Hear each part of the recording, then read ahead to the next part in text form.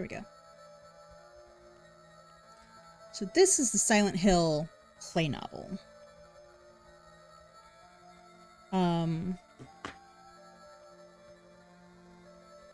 I have never done this before. So we get to learn about this together. Because I want to see what there is. So we're not going to finish the whole thing tonight because it's like 2.5 hours to get through it. But I want more Silent Hill, and I don't want to go straight into Silent Hill 2 Enhanced Edition right now. So we are going to start with this. Yes, this is a visual novel that came out in 2001 in Japan.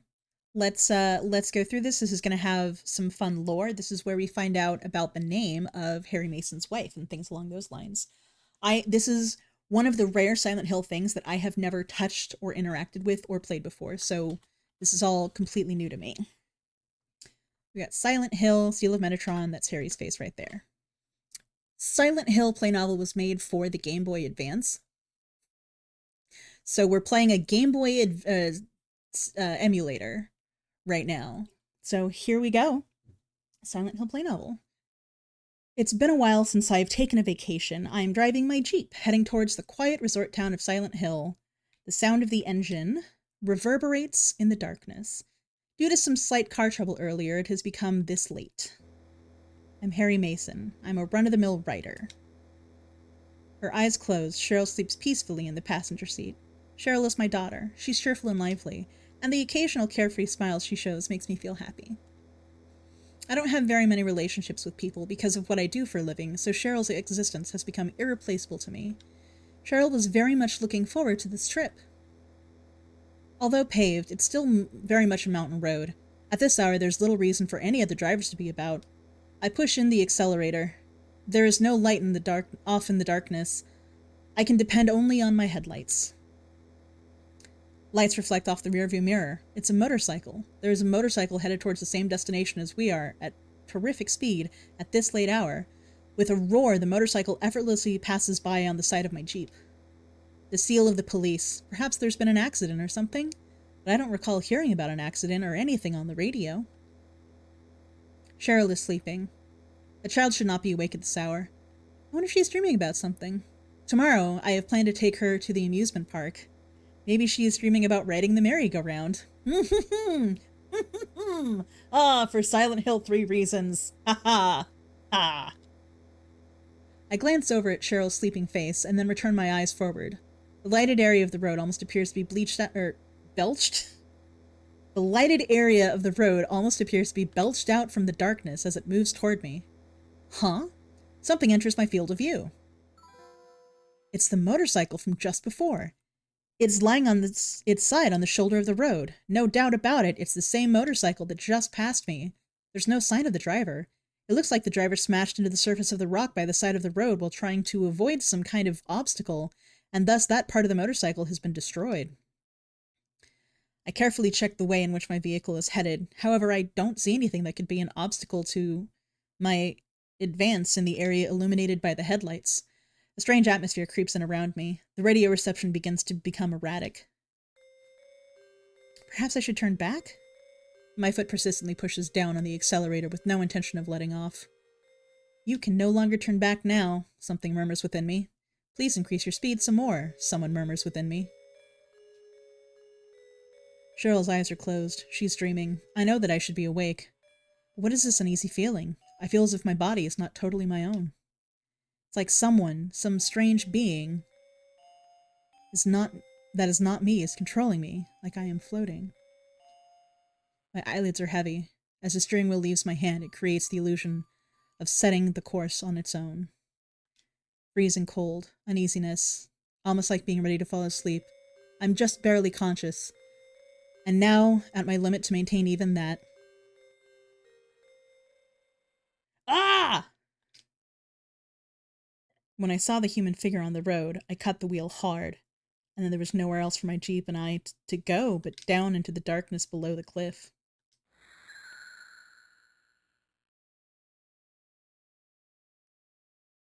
The silence pierces my ears. As the wind blew, it was accompanied by the piercing cold. Where am I? I can feel light faintly passing through my eyelids. I don't seem to be hurt.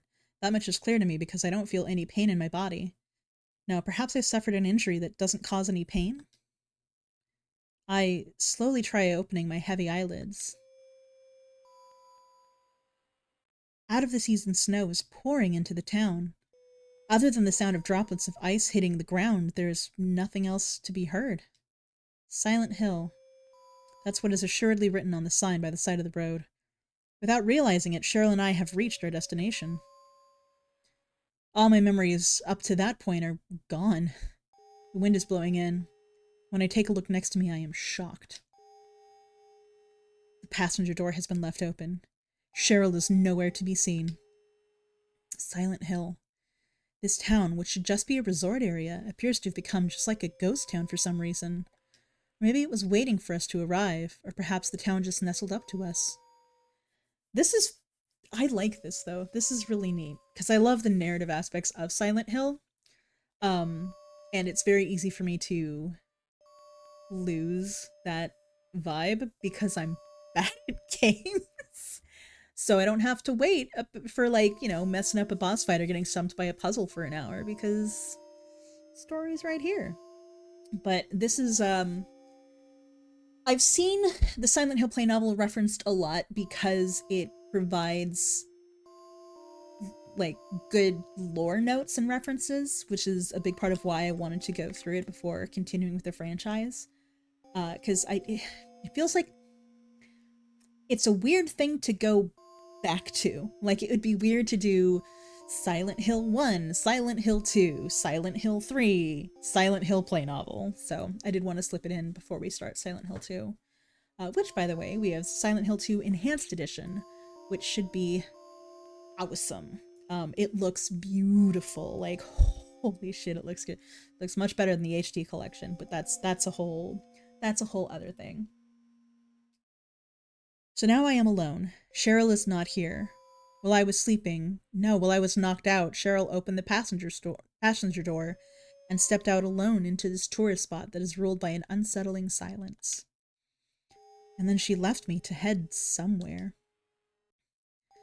I tightly closed my jacket around my neck and set off on foot in search of Cheryl. I wonder what in the world happened here. Nothing makes any sense. The silence, the out-of-season snow, and strangest of it all, the entire town is wrapped in a thick fog.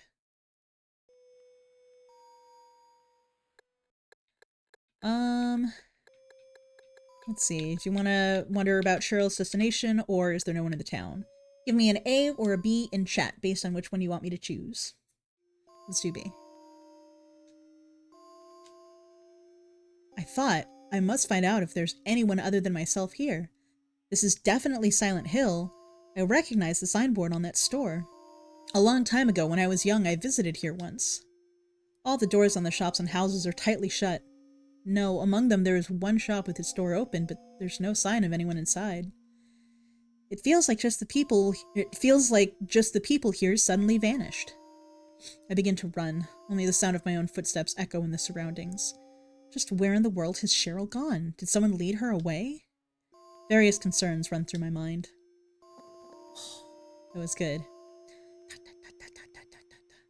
I suddenly get the feeling that I heard footsteps other than my own, so I stop moving right away to check it out.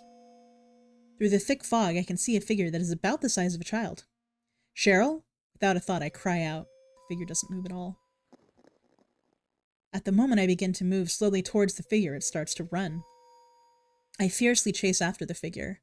That's definitely Cheryl. Even though it is faint, I would not mistake someone else for Cheryl. However, no matter how much I run, I can't catch up. Instead, the figure is gradually getting farther away from me. The figure puts on speed, as if it is gliding through the air. The figure appears to be absorbed by the fog as it begins to disappear. In order not to lose it, I run with all my strength while keeping my vision centered on the figure. I then notice that I have come to an alley surrounded by buildings. I don't know how, but it is like a cover was placed over the sky, which had provided light until now, and the area has become engulfed in darkness. From the darkness, I can hear multiple footsteps coming this way.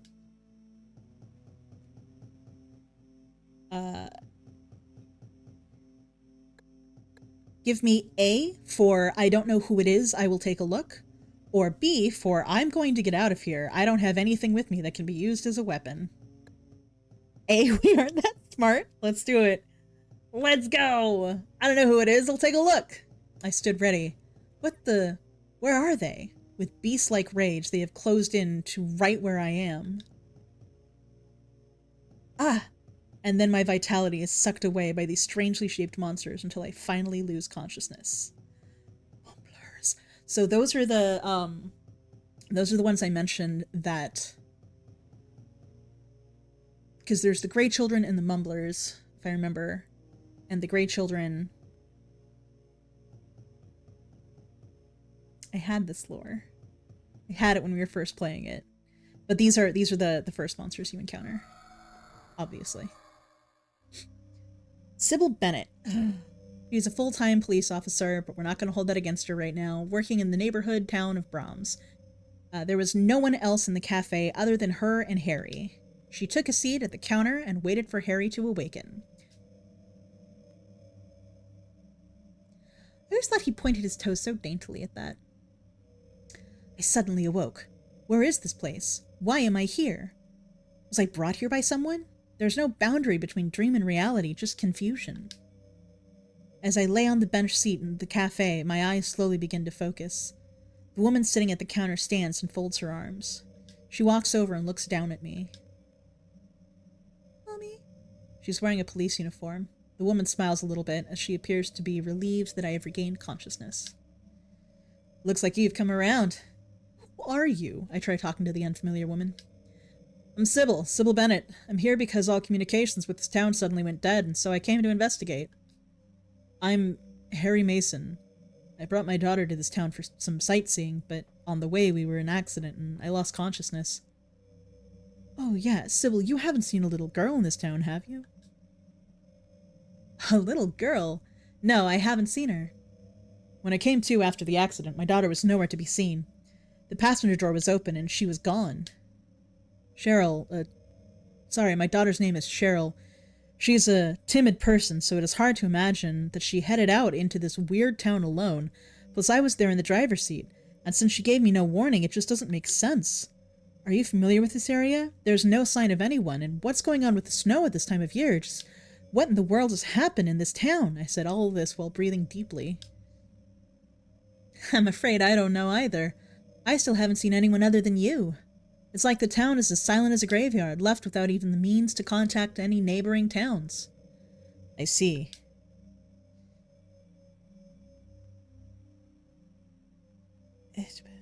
You also had an accident, right? I thought it was a good idea to head to the police station in this town alone on my motorcycle, but I guess I was going a little too fast.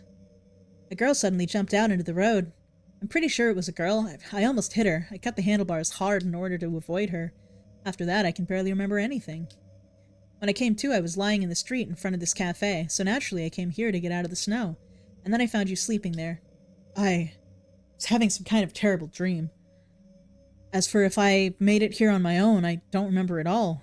Just what in the world has happened in this town? What is going on with everything? Well, the situation is definitely strange. I will head back to Brahms for reinforcements and then return here. How about you? Sybil stood and fixed her collar with a resolute fortitude. I've got to look for Cheryl. There's no way I can just leave her here alone. I see. Well, I'll give you this then. You never know what might happen under these circumstances. If you feel threatened, then pull the trigger without hesitating. I take the gun into my hand. A for thanks, I hope I don't have to use it, or B for thank you, but I'm no good with guns. Hey, we aren't that smart. Let's go! Having never handled a handgun before, I am surprised by how heavy it is. But will you be alright? I'm not like the average girls around here. I have undergone proper training. Sybil placed her hand on the exit door, but then she turns and faces me again. Harry, don't go shooting me by mistake or anything. I haven't had any training on how to stop bullets, she smiled after saying this, and then disappeared into the thick fog. Oh, Sybil. After being left alone in the cafe, I gazed at the handgun Sybil gave me for a little while, and then I thought about Cheryl, who had disappeared in this town. The figure I saw in the fog, it was definitely Cheryl, but she didn't answer my calls, and she was quite possibly Moving away from me? I don't understand. I'm getting a bit mixed up. I mean, Sybil's not like other girls. Still, the one thing I know for sure is that Cheryl has vanished in this town. All I can do is look for her. I may not have any knowledge of the surroundings or any clues, but I won't find Cheryl if I stay here. I stood up energetically and placed my hand on the cafe door. Something is making noise. Huh? What is that noise? It's somewhere inside the cafe or somewhere outside the cafe? A or B, chat? What are we thinking? I have no idea what happens if you go away from what the actual, like what the first game does. Because I know in the actual game, it's somewhere inside the cafe. So I'm intrigued. I'm gonna stick within the cafe. Oh, sorry. Oh, I'm sorry, guys. I just saw that. I look around the cafe. I walk in the direction of the noise is coming from, and then I pick up the source of the noise. Radio? At that moment, the window glass shattered with a thunder, and a giant bird-like creature flew into the cafe. No, it's not a bird. It's a creature with reddish-brown skin that looks as if it has been burned. In its belligerent, pale green eyes, it is clear that my life is in danger. This is another thing I like about the play novel. Did you know that that thing was supposed to look like it had burned flesh and that it had green eyes? Did you know that thing had eyes? This is awesome. I hide underneath a table, or ready my handgun in my inexperienced hands, or run outside the cafe. This I leave to y'all. A for hide beneath the table, B for ready the handgun in my inexperienced hands, or C, run outside the cafe. In the game, we do B. But I'm good with any option. Let's do it. Let's hide under a table. Boop, boop, boop. I immediately hid underneath a nearby table. However, it was smarter than I thought. At a glance, its legs appeared thin, but it spreads them wide, and uses its long nails as a tool to lift at the table and then lets out a loud laugh. I hate that it can laugh. That's awful. I don't have a choice. I have to try and fight. But if I randomly fire blindly, then I will only waste bullets. That's it. I must set my aim. Its body. When it spreads its wings, at that moment when its body is undefended, I will... It swings its large arm-like wing down at me, and using that weapon, it just misses my neck. This is my chance. The target is its body. Mumbling, I tell myself that. However, I can't fix my aim very well. My hands are shaking. Looking lewd. Nice. When that single bullet hit it, it finally lost its force and fell to the floor like a rag. What the hell? This is not a dream. What's happening to this place? Only the sound of my fist hitting the table echoes in the cafe. At my feet, the still warm corpse of the creature lies in the center of a pool of oddly colored liquid. We call that blood, Harry. That's blood. You're a murderer, Harry. After leaving the cafe, I decided to first head toward that alley from before. Black figures fly about the heavens as if searching for prey. I then come to realize a constant. The static on the radio changes based on their movements. The closer the monsters come to me, the louder the static gets. My sight is hindered by the fog, and on top of that, the weather is so bad that the snow is falling. So this is extremely important information. I run through the snow that appears to have no intention of stopping. Increasing my speed each time the static comes in on the radio, I proceed into the fog. Following the thin thread of my memory, I finally arrive at the alley from before. The evil atmosphere has dissipated, and light pours in, along with snow from in between the buildings. I move into the alley and it dead ends after a bit. At the end of the alley, I see a familiar sketchbook that appears to have been thrown away. The likeness of me that Cheryl drew on the cover of the likeness of me that Cheryl drew is on the cover of the sketchbook. This is definitely Cheryl's. Sketchbook opens. I try opening it. Inside, the following is written in red ink. To school. Along Levin Street, I slip through the back door of a house that is a doghouse and then head for the school. The surrounding surroundings gradually fill with darkness, and only the flashlight on my chest illuminates this strange street. I think one of my favorite Silent Hill images that I've ever seen is the one screen capture that took of them standing at the doghouse on 11th Street, being just sort of like, there's a doghouse, but no dogs are anywhere to be seen. But like one of the wormheads is like jumping at his face. I pass through the entrance to the elementary school grounds. When I open the door that leads into the school building, I see that even more darkness is waiting for me inside. And when you walk in and look to the left, there's a fucking map, and you're an idiot if you miss it, me. It is possible that Cheryl scribbled those letters to school. I can't be sure whether Cheryl is here or not. It's just that I haven't a clue other than that sketchbook. A guide map of the school has been tacked to the sidewall of the entrance with a rusted thumbtack. After removing the map from the wall, I place it in my pocket and push open the heavy door that leads into the interior of the school building. Yep, that's a very helpful map to have. My footsteps and the creaking of the hallway, they sound like screams as their reverberations rock my eardrums. I had been walking carefully, step by step, but without realizing it had begun to run. There's no sign of anyone. The silent innards of the school building are dark, and only with the flashlight on my chest is it impossible for me to see any of the details. Cheryl doesn't have a flashlight, so if she came in here and got lost, then she probably wouldn't even be able to walk around. Since I have my flashlight turned on, she should be able to notice me easily. At least I have that modest hope. I then notice that I have come to the entrance to the music room. I place my hand on the heavy door. When I open the door, I see that the inside of the room is large and there is a grand piano placed in its center.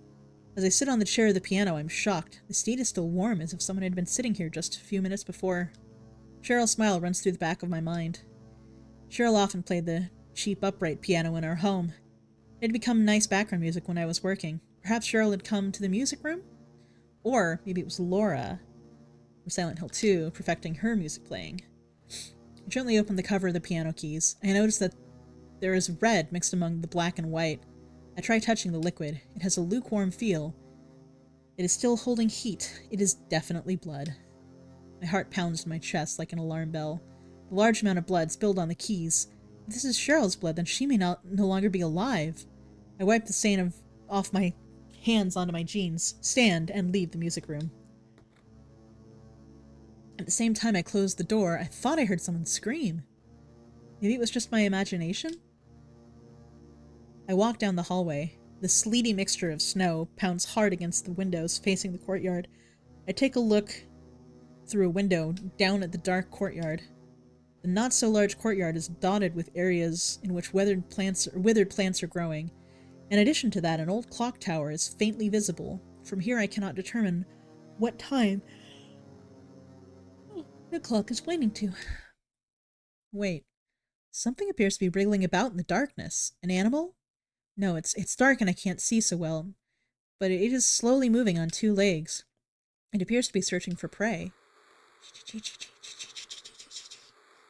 At that moment, the radio I had clipped to my chest suddenly began making noise. As I return my sight to the hallway, a sharp pain runs through my thigh. When I look down, I see that the tips of those long claws are piercing my thigh. Those oddly shaped monsters. They are posed like they want to hug me and have gathered around my waist. They're about to bite me. I instantly pushed the monster away with my hands, or readied the handgun and fired. A or B? Do we push or do we shoot? A? Like a high five with knives? Let's do it. With my right hand, I push on its head part with force to knock it away. It then totters and falls down on its face. That was when I noticed that I had been completely surrounded by those monsters. I readied the gun. I fixed my aim on their heads and pulled the trigger with my trembling index finger. I continue to shoot as each one of them appears. The smoke from the gunpowder begins to fill the air around me, so I placed one hand over my mouth. Even after the noise from the radio had stopped, I could only stand there, paralyzed in utter amazement among their corpses. Is Cheryl all right? Probably not, my guy. She shouldn't have been carrying anything that could be used as a weapon. I begin running. I can't just stand around. There is not a moment to lose. Cheryl's waiting for me. Wait a minute. Suddenly my vision became hazy or something, and I rubbed my eyes. When I look back, I see that all the bodies of the monsters have unexpectedly vanished. What? Was I hallucinating or something? Fucking mood. I love that they incorporate the despawning dead bodies as part of the canon. I did not know that this game did that. I thought that was just video game logic that you're just supposed to expect. I think it's so cool that they incorporate the vanishing bodies in the canon of the game. I pull the guide map out of my inner pocket and shine the flashlight on it, and then I confirm that there is a boiler room located in the basement. My feet naturally began to take me there. I descend the stairs to the basement, taking one step at a time, a school building without light. As I move forward, I am beset on all sides by absolute darkness. As I head towards new fear and new enemies, my feet have no intention of stopping their advance. But oddly enough, I don't have a sense of justice. I just want to make sure that Cheryl is safe, to catch her in my arms. That is my only goal. The boiler is not running. If I simply press the switch in front of me, then this eerie machine should begin operating. However, I just stand still. I try pushing the switch, but the boiler doesn't do anything at all, so I try opening the switchboard covers below the switches. It appears that I must somehow supply power from the main power supply to the boiler. The power supply is on the right. From the left to the switchboard, a thick pipe extends out and connected to the boiler. Oh, there are puzzles? Okay. So we need to connect it in 5, I guess? 1 hour later. Oh, wait. Isn't that one? Yeah! Was that the one you saw? Got it. I have an instinctive feeling that by pushing the switch, that something outrageous may happen. Good catch, Calvin. Although at the same time, I also notice my daughter Cheryl's scream run through my heart like a sense of duty that makes me feel I must push the switch. I slowly push the switch in. The entire school building shudders as if it were a giant ship. The elementary school building appears as if it has been swallowed by Cheryl's heart as she stands alone in the darkness. Oh. Nice, Sally! Way to go! Also, this is just a visual novel, so there's not going to be anything jump scary. It's just creepy content. Oh, that's so cool, Allie. I'm glad. I understand that I must do something. To the courtyard, the darkness softly whispers to me. That's a soft whisper, right? That's how you whisper softly, right? I'm great at whispering softly. The clock tower looks to be about tall enough to reach the 3rd floor of the school. At its base, there is a small door about big enough for an adult to enter while bent down. The door solemnly opened. After opening, the door seems to beckon the one standing in front of it to enter with an irresistible mental energy. I cannot resist that power. As I enter, the door closes with a hopeless thunder. Inside the clock tower, a physiologically loathsome stench hung in the air. However, the smile of my beloved daughter in my heart lessens my uneasiness and lets me forget my fear, if even for only a moment. Reassured, I place my foot on the ladder leading underground with my greatest motive, called love. The inside finally became a small passage about large enough for an adult. I run, trusting that I will see her smile again. I run forward, stomping on concrete stained with the smell of death. Once I climb the ladder at the end of the tunnel, there will be no going back. I mutter Cheryl's name one more time. The depressing sound of the door closing echoes through the courtyard. Where am I?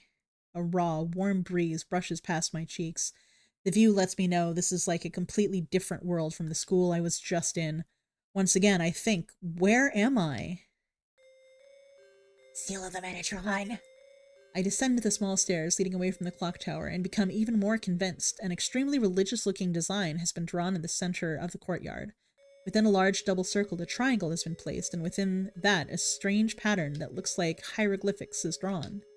I don't remember this being here before, I mutter. This is definitely the school I was just in. The placement of the trees and the construction of the building. However, an overpowering feeling of nausea rises up through my body. A revolting, horrible smell, like that of the stench of cutting into rotten meat, thickly wafts through the air, and is nearly visible to the eye. I begin to run. I can no longer bear to stay in this spot. By the time I placed my hand on the door that leads inside the school building, I no longer have the strength left to tell how long I was running. Maybe it was only for an instant? The school building has dramatically changed. Metal-grated floors, blood-covered walls, corpse-like puppets hanging everywhere. Yes, corpse-like puppets. They are just puppets designed to look like corpses. Certainly not actual corpses, hung like puppets. No, no. It's like a nightmarish scene in which everything is isolated from the real world. In spite of that, I run. I am searching for Cheryl. The unpleasant metallic sounds of my footsteps resonate throughout the inside of the school. And then I open the door to the teacher's room. Perhaps the door is not installed correctly, as it took several forceful tries to open.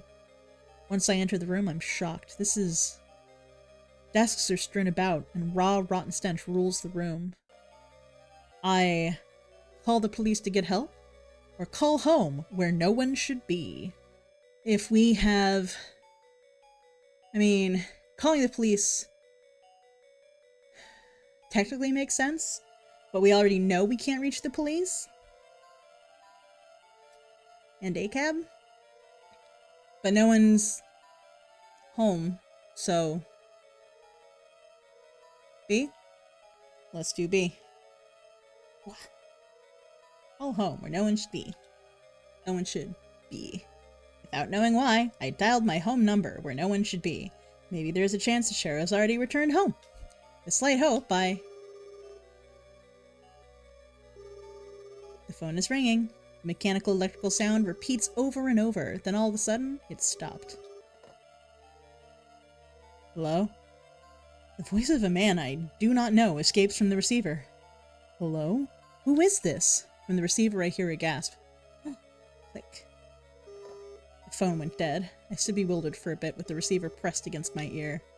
There's a man in my house where no one should be. A man I don't know. I gently hang up the receiver, and for a bit I am captivated by that blue telephone. I begin to leave the room. My heart rapidly contracts. The mechanical bell sound echoes throughout the room.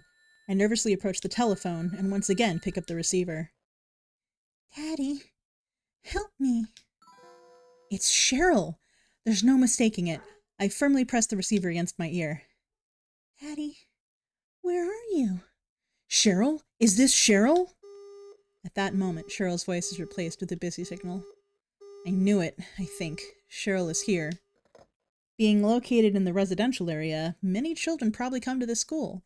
The interior of the elementary school is larger than I imagined. Including classrooms, there are a lot of rooms, so locating Cheryl will be extremely difficult. If Cheryl wasn't brought here by someone and instead came here of her own free will, then perhaps she might be in that one room. I spin around, run to the stairs, and at the end of the hall, and then sprint up them. I have come to the library, and my eyes are drawn to an open book there. It was a children's book, a pharmaceutical book, a dictionary of religious science. A, B, or C, chat, what are we thinking? I think in the game it's a children's book. So I think this is where you read about the lizard for the first time. Children's book? Let's do it. I pick up the book and see an abstract illustration of a youth carrying a bow and arrow on its cover. Someone has been reading the book. I begin to read the book from the beginning of the page it was left open in a quiet voice. Hearing this, the hunter armed with bow and arrow said, "I will kill the lizard." But upon meeting his opponent, he held back, taunting. Who's afraid of a reptile? At this, the furious lizard hissed. "I'll swallow you up in a single bite." Then the huge creature attacked, jaws open wide. This was what the man wanted. Calmly drawing his bow, he shot into the lizard's gaping mouth. Effortlessly, the arrow flew, piercing the defenseless maw, and the lizard fell down dead. This is from an old fairy tale. I remember reading it as a kid. As I say this, I take a step back, as if I have realized something. Wait, I think. I become gripped with the sense that my actions have been controlled by someone this entire time. Coming to the library, seeing that specific page in the open book, even whatever it is that I must do now, it is a decision that is out of my hands. Everything that has happened has been in someone's hands.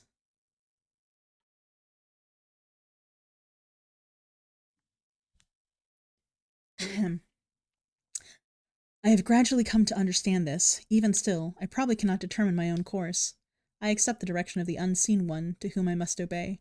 In order to find Cheryl, there's no other alternative. I enjoy that there's like an overlap of like on the one hand, this could be a very meta, like they're talking about us and it being, the borderline self-awareness of being in a game.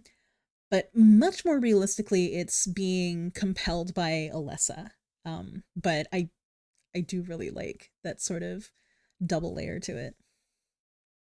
I now know where it is I need to go. As I journey there, I walk firmly, stepping forward one step at a time. I descend a staircase from which uncomfortably warm air flows and find an elevator at its base that invites me to descend even further as its doors slowly open. Once I enter, its doors close, and in the next moment, with a rusty clunk sound of the elevator begins to descend at a high rate of speed. Just how far down is it going? All I can do is go with the flow. I also want to note that a lot of how this is playing out reminds me of the first Silent Hill movie, the first Christoph Gans movie. There's some things that just like the swarming of the mumblers really calls that to mind, and then the elevators like just dropping way too fast. These are things that weren't specifically in the game but are like very clearly detailed in here. And so it's interesting to see how I'm pretty sure Christoph Gans played this and was inspired to incorporate some of these elements into it, because it very much feels that way. Gradually, the elevator and I are enveloped in hot, humid air. The elevator stops, and I step off as its doors opened. Beyond the short passage, a dazzling light emitted from a small room which had been waiting for my arrival. In the center, the fires of hell burned, and everything made it look like this room was meant for prayer. And then it was there. It slowly moved around the enormous sconce from which flame and ash rose. The lizard looks to have suddenly mutated. Its outer shell is a mucous membrane type. It just stares at me, and with surprisingly comfortable speed, it looks for a chance to attack. Here, I fired the gun in its large body, or I am no match for this enemy with the weapons I am carrying. Running is the best bet. I'm leaning towards B, but I don't know what y'all think. I think, yeah, I'm not prepared for this. I was overwhelmed by its size. I've got to escape. I don't stand a chance with this feeble weapon in my pocket. I look for an escape route. However, the entrance I came through is now closed by a thick, solid metal fence without any opening which I could slide through. I cannot escape. At that moment, a part of my memory was suddenly awakened. Definitely. In the library, in the teacher's room. Well, in the library, we read about the mouth, so I'm gonna say that. I remember that book I just picked up not too long ago. Its contents run about in my head. While paying very close attention to the movement of my opponent, I recall its passages.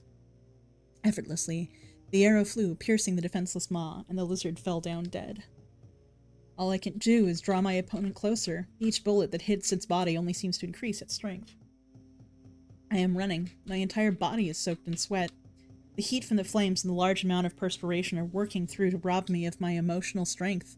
And then my feet finally get tangled and I fall to the bone-dry floor with a thud. My supply of bullets is running out. This is my limit. I turn around. Its enormous mouth is there, measuring about 4 meters and open in all directions. It was only for an instant, but I thought of that passage again. The arrow flew, piercing the defenseless maw. Fire into its mouth. I'll stop its movement first. I fired at its leg. No, we're gonna fire into its mouth. I can no longer hesitate. I readied the gun as calmly as possible, aimed at the inside of the mouth, and quickly pulled the trigger. Over and over, the sound of gunshots rang out from my weapon for as long as I had ammunition. And then I lost consciousness. When I came to, I found myself in the middle of a dark room. Where is this? I wondered to myself. The monster from before has vanished. I heavily stood up and then waited motionless a bit for my eyes to I heavily stood up and then waited motionless for a bit until my eyes came into focus. Somehow this looks to be the boiler room. It is oddly quiet. Maybe I was dreaming? My very exhausted body seems to have also recovered somehow. The low hum of the boiler strangely calms my nerves. And then I sense the presence of a person, and I shift my gaze. There was a girl standing there. She was wearing dark blue clothing, and her light brown hair was neatly combed. The girl was just staring right at me. Once I noticed her and began to step towards her, she completely disappeared, as if her body just dissolved into the air in the room. I was alone in the room again. What was that? A strange feeling of relief. After standing for a bit, I let out a long breath, and then placed my hand on the door at the entrance. Sunlight is shining into the hall of the school building. As usual, the snow is outside, but I am gripped with a strange feeling of relief, as if cancerous cells had just been removed from me. Filled with relief, I slowly walk towards the exit of the school building, and then I learn that Cheryl is not here. From the loud sound of the church bells, it seemed to call out to me. I begin to run towards the church on a road half covered in mud. Snow falls above my head, some of which freezes my hair as chilly air flows by. When I reach the church, I push open the heavy door without hesitation.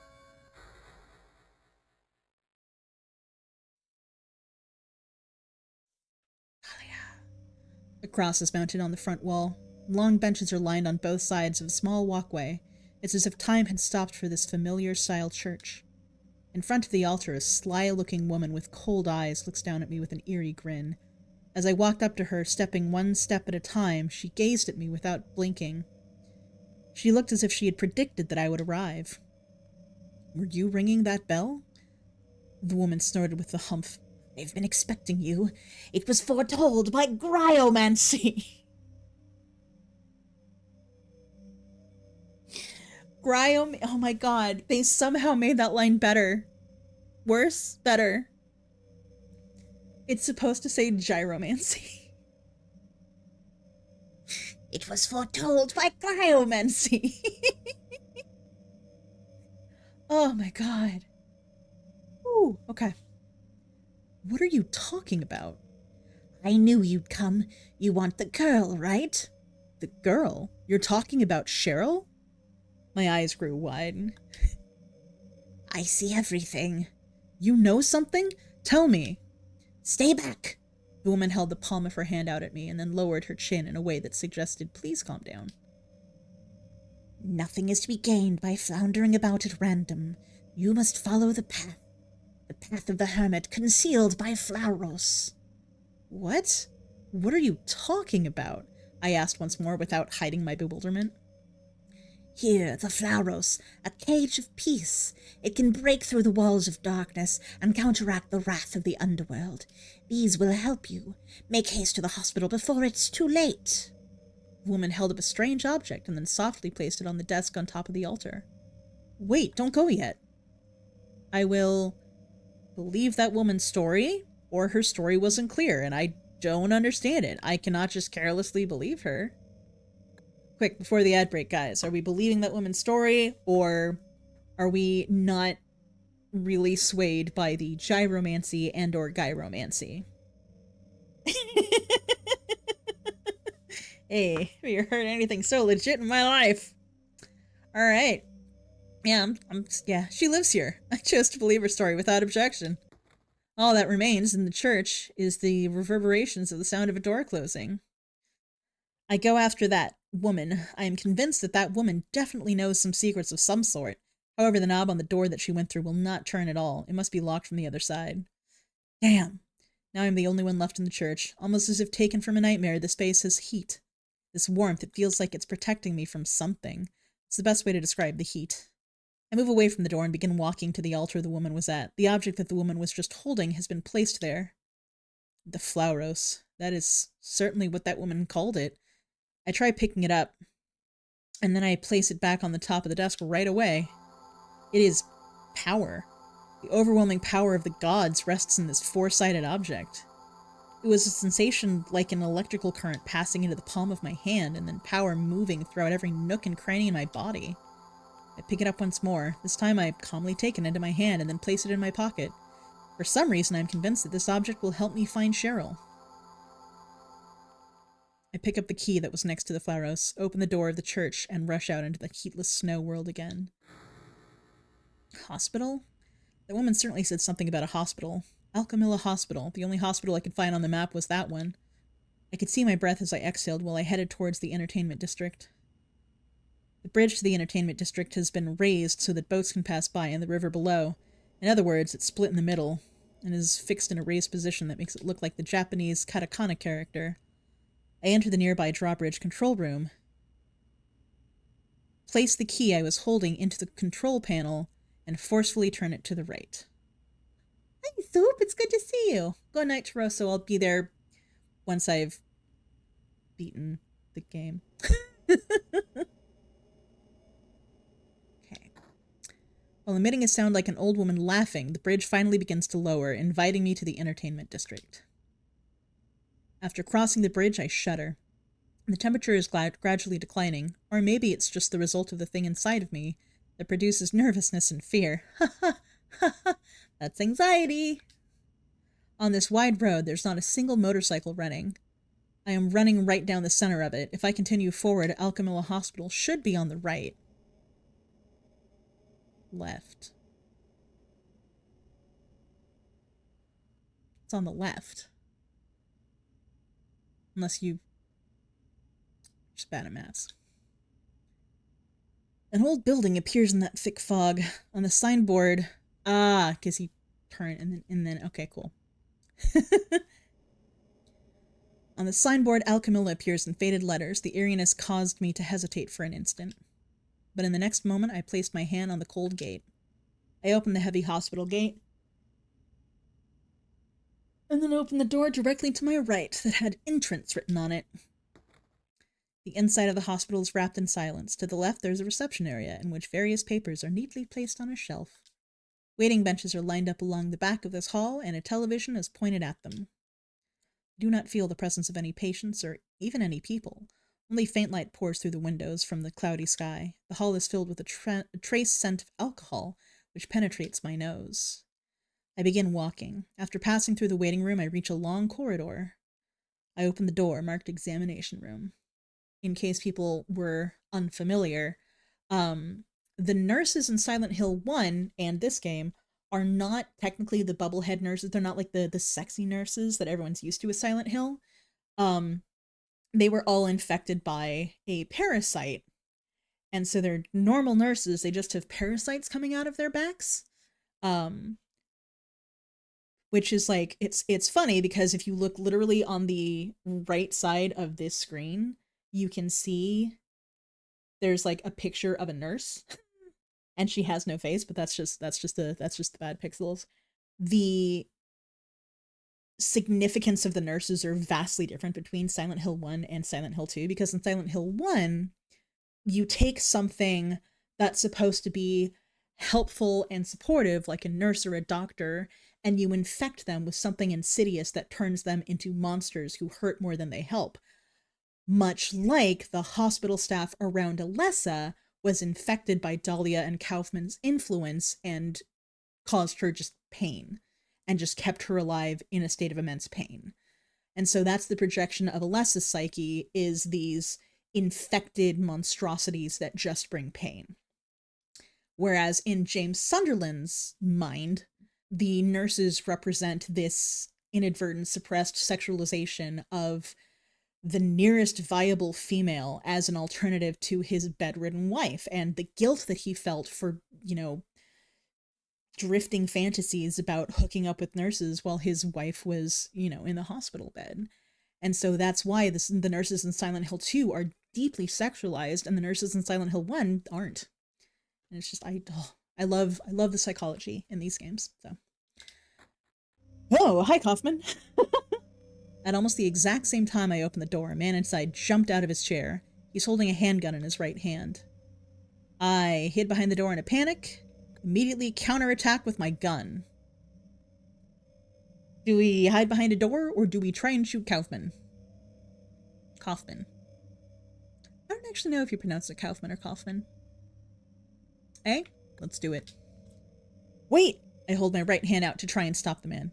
Hold it! Stop! Stop! Don't shoot! Wait! I'm not here to fight! The man calms down and lowers his readied right arm. My name is Harry Mason. I'm in town on vacation. I said all of this without pausing. And then the man took a deep breath and began to speak. Thank God, another human being. Do you work here? I was truly relived. Silent Hill, which has become a habitat for strange monsters. Those words showed his candid questioning of the situation. Dr. Michael Kaufman. I work at this hospital. So maybe you can tell me what's going on. The man who called himself Kaufman once again stirs in the chair he's sitting in. I really can't say. I was taking a nap in the staff room. When I woke up, it was like this. Everyone seems to have disappeared, and it's snowing out. This time of year. He looks off the floor of the examination room. There on the floor, the corpse of a still warm monster lay on its side. Something's gone seriously wrong. Did you see those monsters? Have you ever seen such aberrations? Ever heard of such things?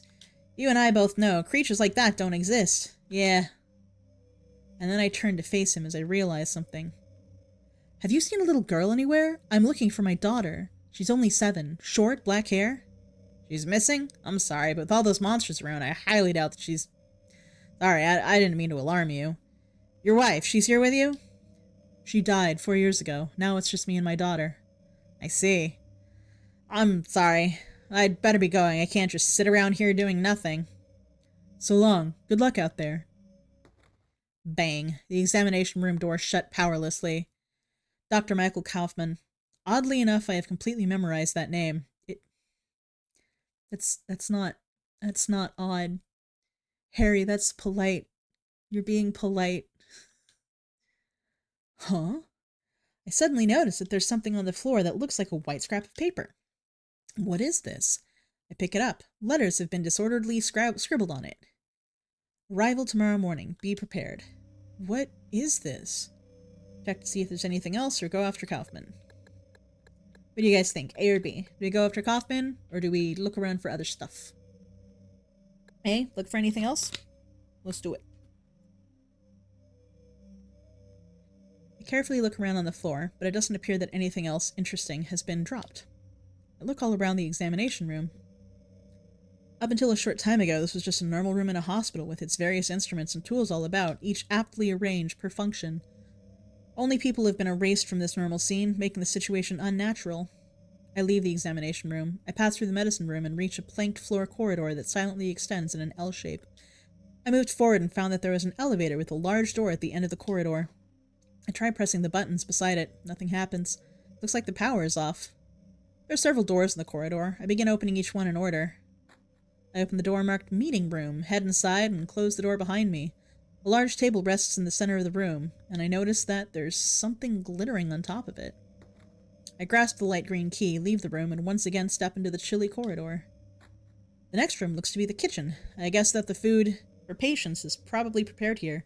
Various bronze cooking utensils are neatly arranged in order on the stainless steel countertop. It does not appear that anything terribly important is here.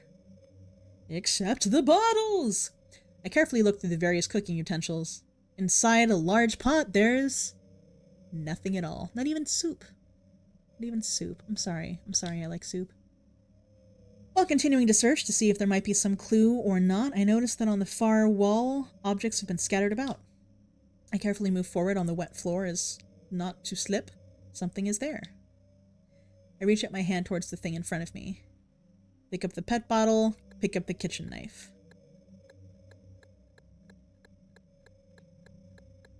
I want the Aglaophatus, or Aglaophatus? I want the stuff.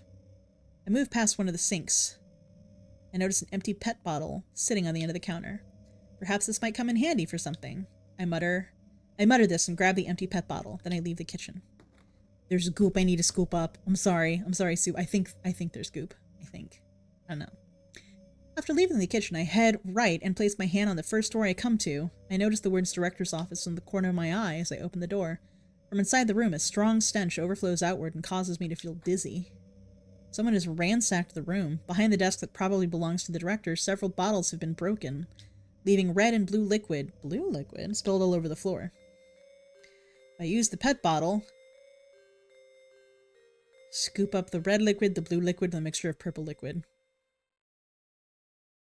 If we're following the game, it's the red liquid. But now I want to see.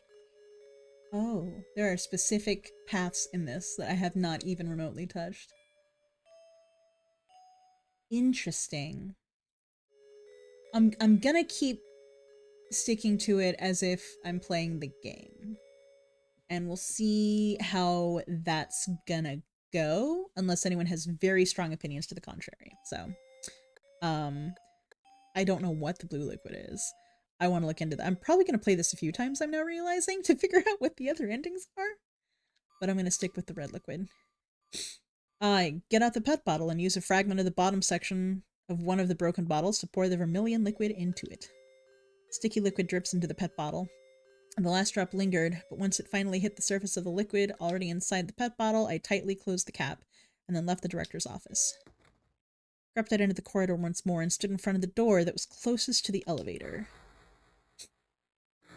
I open the door and the reverberations of the sounds of it opening and then closing shake my eardrums. The walls are made of concrete, and a few steps in, a staircase leading to the basement extends like the folds inside the body of a snake. How weirdly specific. It is dark and difficult to see, but it looks like there is a door at the bottom of the staircase. Be brave, I mutter to myself, leaving only the echoes of my footsteps. I descend the staircase to hell, one step at a time, and then I open the door leading to the darkness. I could see that the electricity was most likely out in the entire hospital. I pressed the switch on the flashlight on my chest and tried lighting the area. It is creepy, and yet there's nothing noticeably out of place. Chilly air drifts from the cold concrete, and it seems as if touching it would completely rob my body of its warmth. While moving through the corridor, I try opening the doors as I come to them. Of them, one opens with a creak. Emergency generator is written on the machine that occupies most of the room. To reach the second floor and above it, it did not look like there was any method other than using the elevator, so without hesitation, I turned the machine on. I immediately head for the elevator. I press the up button. The heavy sound of the motor and the sounds of the metal parts coming into contact with each other almost sound like an intertwined screams. With the ding, the elevator stops as its doors slowly open. The inside of the elevator is large. It seems to be about big enough to accept 3 hospital beds.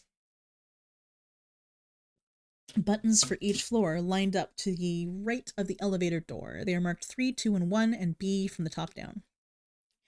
First, I head to the second floor. However, after I step off the elevator, I find the door connected to the corridor that leads to the rooms on this floor is locked. No alternative, I try heading to the third floor, but I find that it is in the same state. Well, what now? I've already tried moving to every floor. With nothing else to do, I re-enter the elevator, and then could not believe my eyes. Of the buttons for each floor, 3 was definitely the highest just before. In spite of that, a new 4 button had been added. The elevator doors open with a familiar sound, and I step out onto the 4th floor. Again, I think, and a condition extremely similar to that which I encountered after passing through the basement in the clock tower at the elementary school was present right in front of me. Dark red rusted walls, metal grated floors, and a ringing in my ears that seemed to creep up from the depths of hell is a menace to my mental state. I open the door in front of me, and a long corridor extends beyond it. I very carefully move forward while keeping eyes fixed on the wall. Could Cheryl be here? The only way to find out is to search this place. Huh. I can hear something in the darkness in front of me. It sounds like the groan of something dragging on the ground. The owner of that groan is slowly closing in on me, but I cannot see what it is for sure with the faint light of my flashlight. I instantly, ready my gun, leave this area. It is interesting to me how much they lean into the, like, do you go guns blazing or are you chicken shit?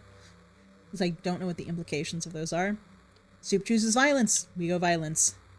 It's probably not human. I firmly grip the gun, position my finger on the trigger, and begin to walk towards it with the gun readied beside my face.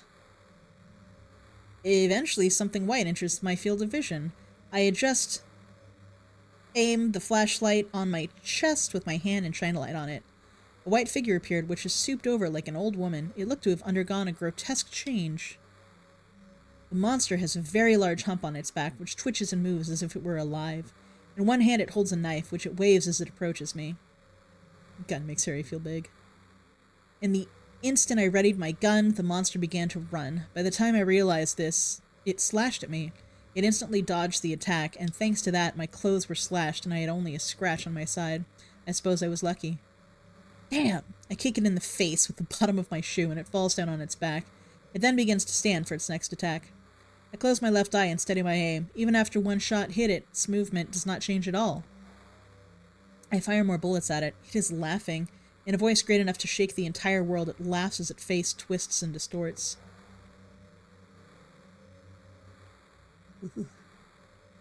I cannot give up. When the final bullet loaded into my gun hits, it finally stops laughing. This time it is face down and I begin crushing it with my foot. Finally, it completely stops moving. It's good to see you, Maka. This is insane! Another monster approaches from behind the corpse of the first one. At this rate, all the bullets in the world would not be enough. All I can do is run. Run past the monster in front of me. Run past the monster behind me. Forward. We go forward. I begin to run towards the monster in front of me. Evading the large swings of its knife, I run down the dark corridor, occasionally stumbling. I see a staircase leading down. I race down it, not knowing whether if something is waiting for me or not at its base. I'm thinking about Cheryl.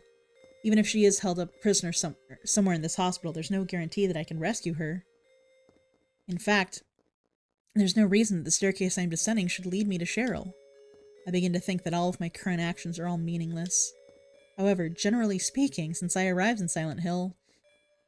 day before leaving for Silent Hill, no, even longer ago, since the day I met Cheryl, perhaps I've had no choice in my actions. They have been determined by someone's will. As I continue to the base of the stairs, I contemplate, what if my life up to this point had just been on one track?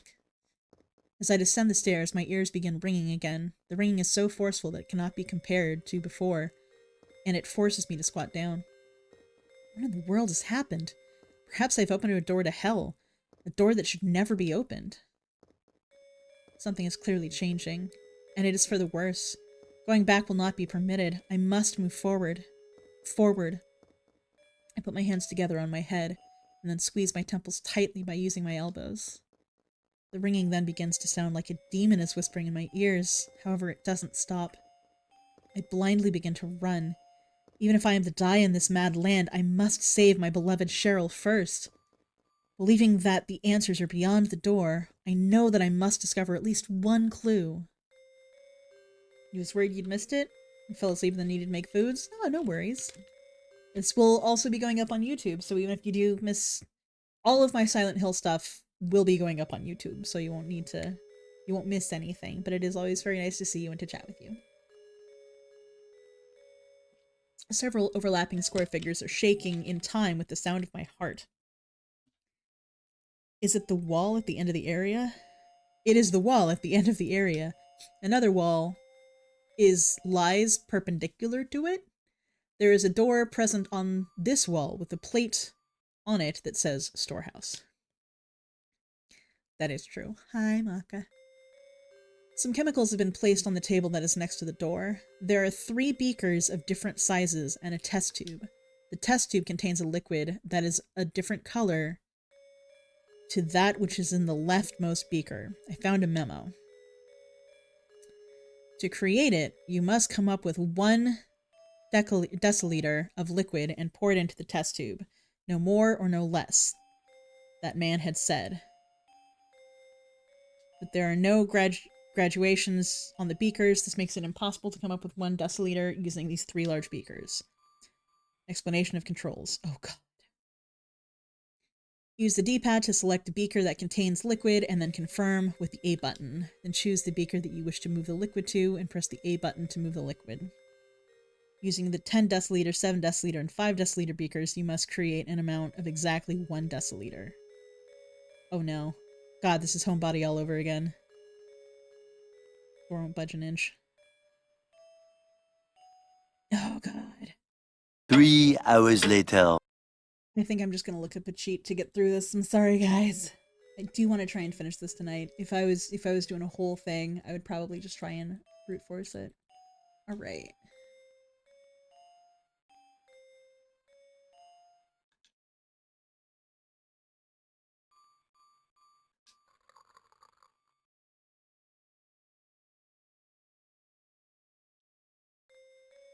D-2.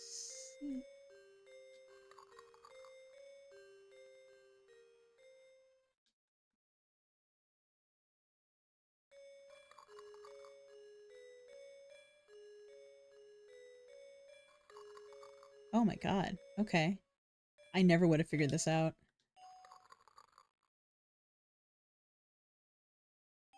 Whew. That's not something I could have done on my own. Oh, that did not have translation.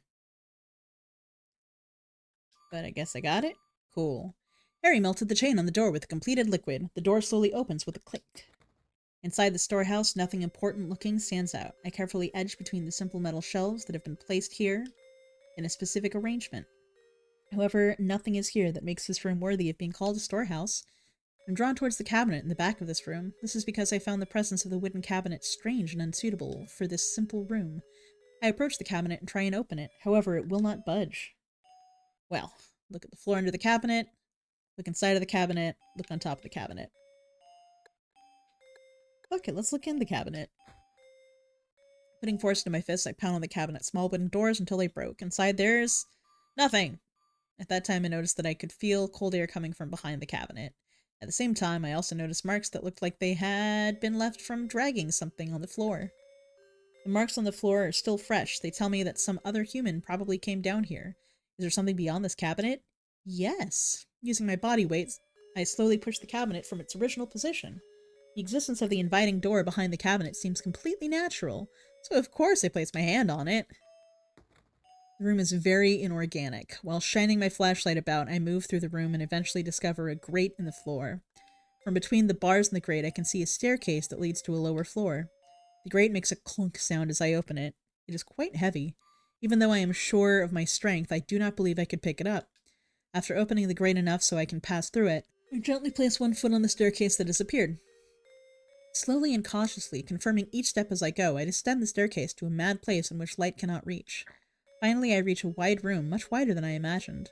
I guess this based on the echoes of my footsteps. Run.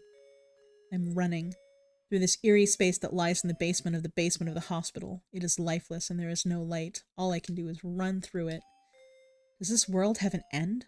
Or did it even have a beginning? Everywhere I go, all I do is solve the mysteries that appear one after the other and then move on. I understand this and expect that the same situation will continue. Still, all I can do is move forward. My thinking always results in this conclusion. This door has awaited me. I slowly turn the knob. The inside of this room is different from the ones I'd encountered up to this point, and I can feel life in here. There are traces and a sense that someone was in this room. I softly pick up the picture frame that was displayed on the desk. Alessa. That is engraved on the picture frame. I gaze at the picture. It is a face that I think I have seen somewhere. I try to remember where as hard as I can, but in the end I cannot remember it at all. I'm sure that I have met this girl somewhere, and more than just once. A diary has been placed next to the picture frame. I reach out with my hand, pick up the diary, pick up the picture. Let's check the diary. Something is written in the diary. April 15th. From today, this will be my new diary. Lisa secretly gave it to me as a present, and it means that soon I should be able to take my bandages off. A bird landed on a branch of the tree outside my window. I gazed at it for a bit. Seeing those beautiful colors, I thought that it must be spring. I wish I could play outside like the other children. It is now afternoon, and they have come again. I pretended to be asleep, and it looks like they did not notice. They talk quietly as to not be heard outside my room. I do not understand the meaning of what they discuss. They never talk in this room, I thought. April 16th. Someone is talking outside my room. It sounds serious, but it doesn't seem to be about me. Perhaps it's because he doesn't want to disturb me? Even the hospital director has not come to see me much lately. I don't like the director very much, so I'm honestly quite happy. April 16th. P.S. By some strange chance, I learned a certain person is coming to visit me. April 17th. Everyone has been in a rush for some reason since before sunrise this morning. Something about a dead person coming back to life? Does that really happen? It is a frightening story, and because of that, my meal was a little late. The cold soup is disappointing. I'm sorry for all the soup crimes. I like soup. Suddenly, I remembered him. Maybe he has forgotten me, but I definitely remember him. Lately, I think of him often. I want to see him. It looks like my visitor is coming in the evening on the day after tomorrow. Or then. Before then, just once. April 18th. It is finally tomorrow. I will not tell anyone about this. If I tell anyone, they will probably strap me to my bed. Before they arrive, the friend that can share my feelings, the only one. I wonder if she will realize this. Tonight I will go to bed early. April 19th. I must get out of here. For the first time in a while, I have worn my favorite pendant. Does it look good on me? I will write about the results here tomorrow. April 20th. 420. The last page is blank. I place the diary under my arm and prepare to leave the room. However, my eyes once again return to the picture frame that the diary had been placed next to. She was all alone, but I have Cheryl. The girl in the picture is appealing to me for something. In the painful silence, I can feel a spiritual message. After wavering, I removed the picture from the frame and slid it into my pocket, and then I left the room. Alessa. Alessa. Just who is she? And why was her picture on display in the deep basement of the hospital? And where was that strange feeling of a life that I sensed in that room coming from? I am unable to figure any of it out, and so I am irritated. I head for the examination room on the first floor. All the mysteries of the hospital are surely prepared in that room. Believing so, I race up the stairs while having difficulty breathing. When I open the door to the examination room, I feel the presence of a person and stop moving. The inside of the room is dark. Someone is here. Who is it? Slowly approach, fire the gun. Nah, we slowly approach. Lisa!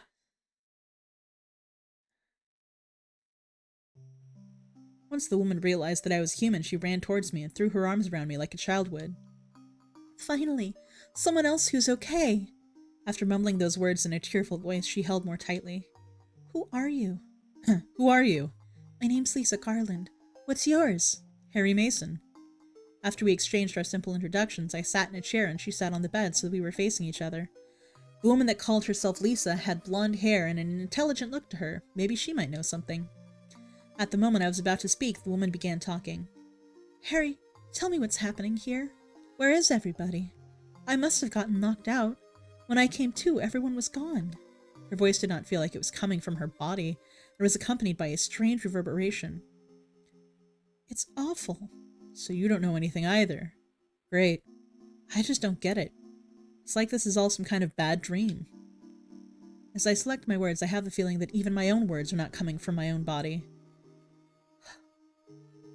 This is so cool because all of the Lisa scenes are this weird trance-like state. So I really like the flavor of it feeling like projections. That's cool. Let me ask you. Yeah, a living nightmare. Let me ask you, have you seen a little girl around here? Short, black hair, 7 years old? I mutter. Cheryl, in a voice that Lisa would not hear. A 7-year-old girl? What, she's your daughter? Yes. A 7-year-old girl. I can't say that I have. I was unconscious all this time. I'm sorry. Ah, that's alright. That was just as I expected, but I continue asking questions without showing my disappointment. I'm gonna pause here for ads. I am impressed with... The play novel is filling gaps I didn't expect it to fill, if that makes sense. And I'm really impressed with how they're addressing a lot of it.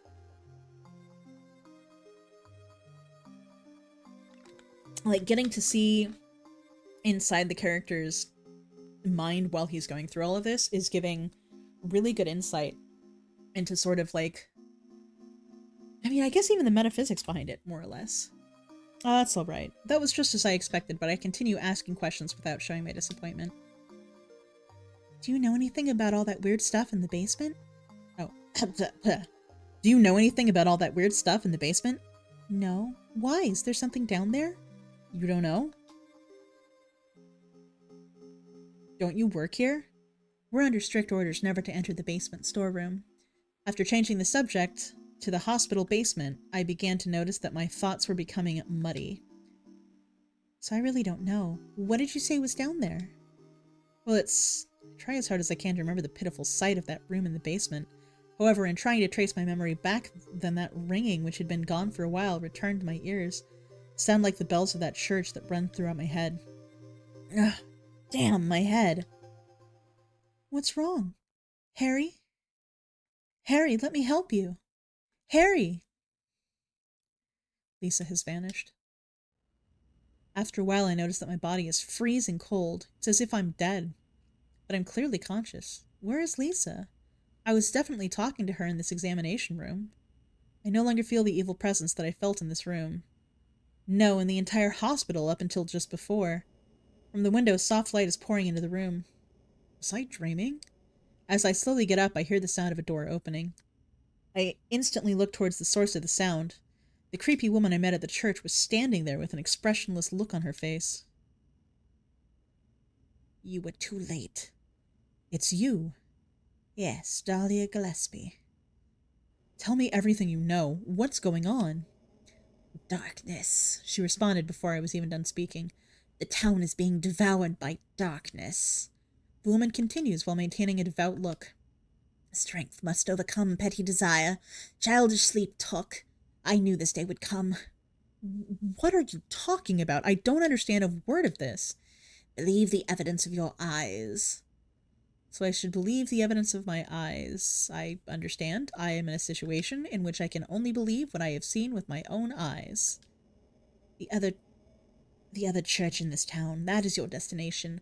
This is beyond my abilities. Only you can stop it now. Have you not seen the crest marked on the ground all over town? So that's what I saw in the schoolyard. What does it mean? It is the mark of Samael. Don't let it be completed. Hey, wait! Dahlia Gillespie. She places an oddly shaped key on an examination table with a tap, spins around, heads to the door, and then opens it. I open the door that she closed and roll out into the hospital corridor, but she's nowhere to be seen. And the other church. But if I exclude the church I already visited, I don't see anything that looks like a church on the map. I slowly open the phone book attached to the payphone in the corridor. In there, a mark is present to guide me. It is next to a phone number for an antique shop in the northeast area of the shopping district. Please don't freeze, game.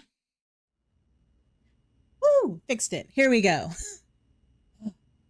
The door to the antique shop is ominously open. The open door connects to a staircase leading down the basement. At the end of the stairs, there is another door. I insert the key I was carrying and slowly turn it.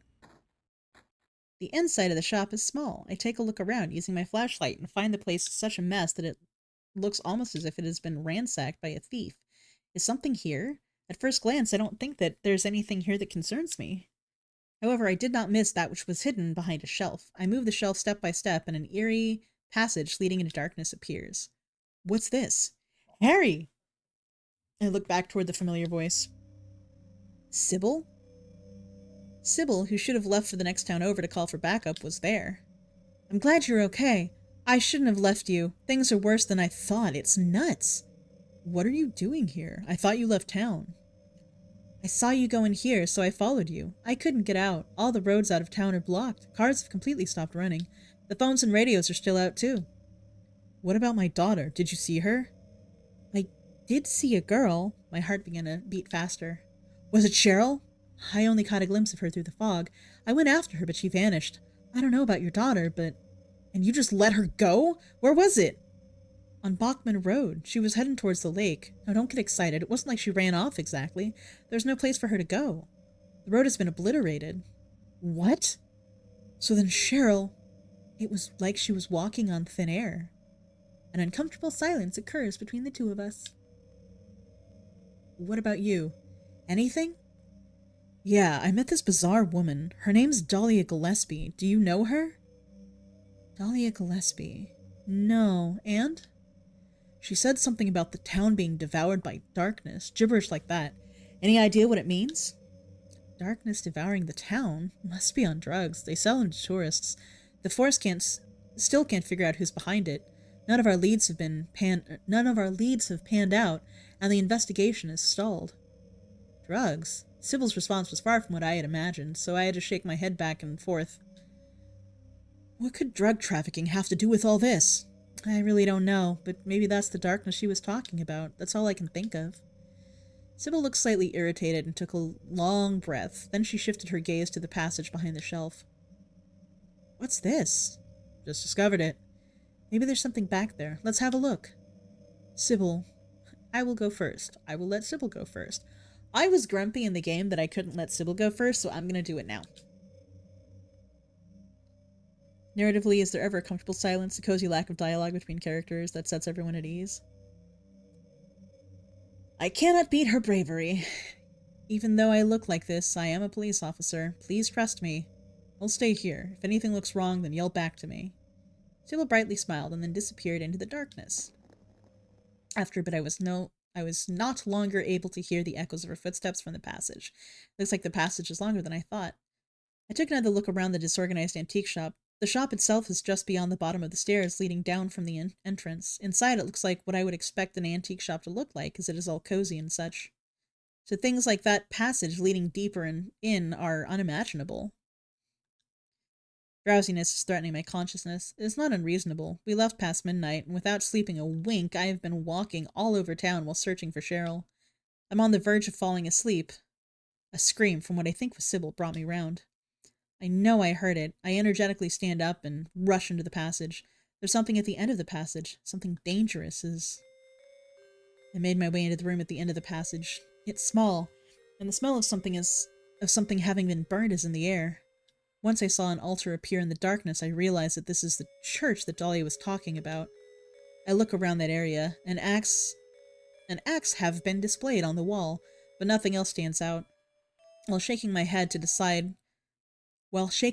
decide to try going back through the passage I came from, and at that moment, a light bright enough to make me look away emanates from the altar.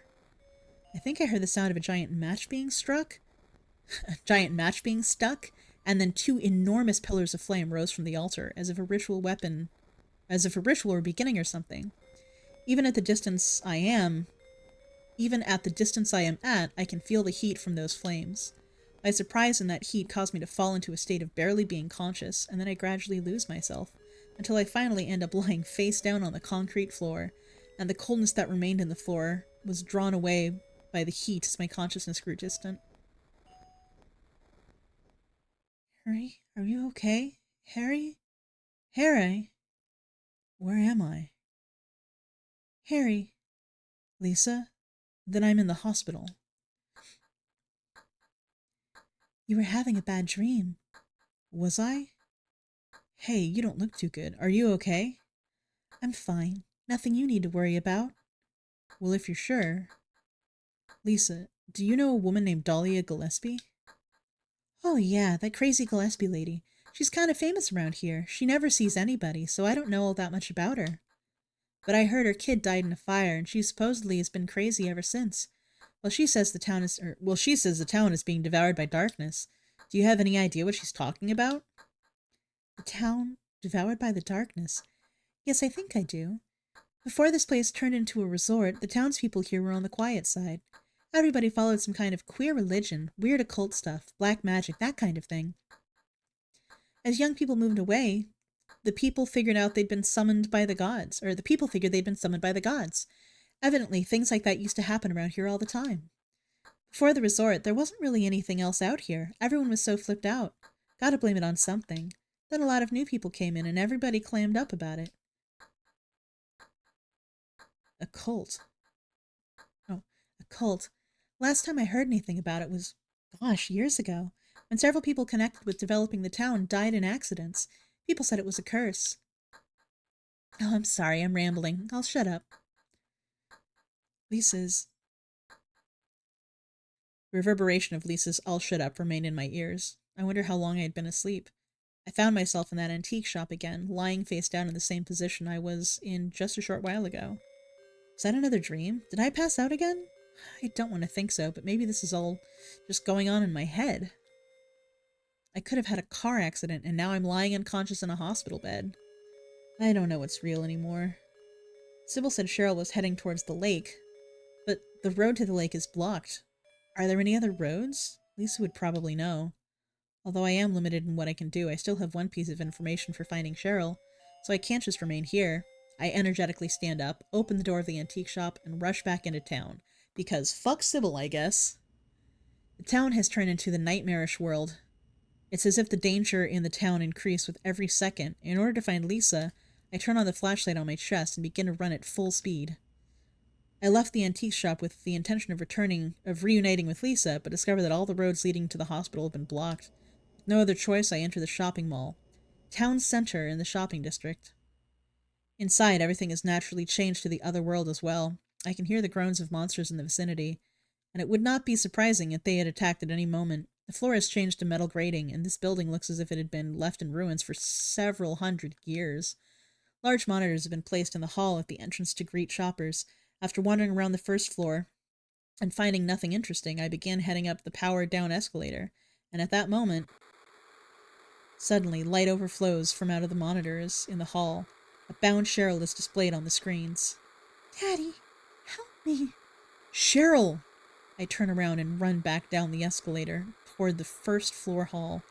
The image of Cheryl on the monitors then begins to get more and more fuzzy until it dissolves into video static on the picture tube. And then, in place of Cheryl, an eerie crest is displayed. It looked a lot like that which I saw in the courtyard of the elementary school. I pound on the monitors. I pound with all my strength, as if I believed that Cheryl is trapped inside the picture tube. However, Cheryl's image did not appear again. Hey, boy, kitty cat, good to see you. I am convinced Cheryl was definitely taken away by someone and is being held by them, and she is waiting for me to rescue her. I must hurry, I say to myself. All right. Search the second floor, search the first floor. We already searched the first floor. The second floor is more brutal than the first and is completely deserted. However, I'm paying attention. I can hear a sound like a liquid substance splashing from somewhere. I can sense that something that is not human is there. I turn towards the direction of the noise and begin to run. And then I discover the source of the noise. As soon as I step there, the section of the floor that was standing on gives way and falls with me on top of it. I scream almost right away. Although I just fell one floor, strangely enough, I'm not hurt. The floor of the somewhat wide room is sandy, and it is most certainly what cushioned my fall. I pick up the rifle at my feet and then try readying it. As I do so, an unspeakably unpleasant tremor comes from below me, and it shakes my entire body. It's not something that I can see. I decide this because I felt it only from below me. I can clearly tell that something with a long body, like a caterpillar, is moving around below me. As I move, it moves in the same direction, so it is obvious that it is aiming for me as it moves, and then it shows itself. It is a giant caterpillar, about 5 meters long. It sprays a green liquid from its fierce, tusk-covered mouth. I can tell that the liquid is poisonous just from looking at it, and that it is definitely being discharged towards me. I did not dodge in time, so some of that liquid got on my arm. The pain is sharp. Red is rising up where the poisonous liquid got on me, and it is dissolving the components of my skin. Damn! Do we fire the rifle or run, chat? Every time we've tried running, we've just had to fire the rifle, so I think I might go with fire the rifle. Let's fire the rifle. I am in danger now. I once again ready the rifle that I just picked up, and then I rain bullets into the creature that had appeared above ground. Green fluid began to leak from its abdomen, so it twisted its large body and once again burrowed underground. A steel plate is conveniently lying in the middle of the area. If I can just get on top of it, then I should be able to avoid direct attack. However, I move onto the steel plate. After moving onto the steel plate, I discovered one problem with doing so. I can no longer tell where it's coming from. I can only go with my intuition, just where it is going to appear from. I gamble. Side. From the side, I ready the rifle with my right hand. I can quickly attack to the left, but it will take a little time to attack to the right. So I wager on the left. I calm my breathing so that I will be able to fire as soon as I see it. However, it went against my predictions and appeared behind me. I won't make it in time. As soon as I turned around, a shower of poisonous liquid sprayed from its mouth and fell all over my face. Ugh! I cannot even speak. I wiped my face with my hands. This time I felt the pain of burning on the palms of my hands. I aimed at it and pulled the trigger over and over. The sounds of an explosion and then a scream repeat over and over. Then a great tremor shakes the earth, and it escapes underground. Without resting, I stand, because my intuition tells me that Cheryl is in danger. I leave the town center. Perhaps the caterpillar from before was blocking my path to the hospital, as my route, which had been blocked until just before, was now restored. The entire town seemed like the insides of an enormous living thing. If a part of it is treated, then a part of it is destroyed. If a part of it disappears, then a part of it appears. I get the feeling that I am wandering about within a living organism that has become a labyrinth. I opened the gate to the hospital and then energetically opened the door of the examination room. Inside, Lisa was waiting for me. Harry! She changes from looking completely exhausted and rushes over to me in an innocent, childlike way. Glad you're okay. Thank God you came back. I was scared to be here all alone. I'm here now. I was worried too. I'm real happy to see you. I lightly hug Lisa and gently draw away. I then speak while looking into her eyes. Lisa, can you tell me how to get to the lake? The lake? You take Bachman Road. The road's blocked. I recalled what Sybil had told me. Well, that's the only way out there. Are you sure? There's gotta be another way. Lisa places her hand on her chin and thinks for a bit. Then her eyes open wide as if she has realized something. Wait, I just remembered something. What? There's a waterworks over by my old elementary school. It's been abandoned for years. There's an underground tunnel out there used for inspections or something. I remember hearing it runs all the way to the lake. Really? You think I can get to the lake from there? I've never been down in there myself, so I'm not positive. Besides, it's all fenced off to keep people out. If there's a chance, I've got to try. Lisa embraces me just as I think that her face is beginning to look tearful.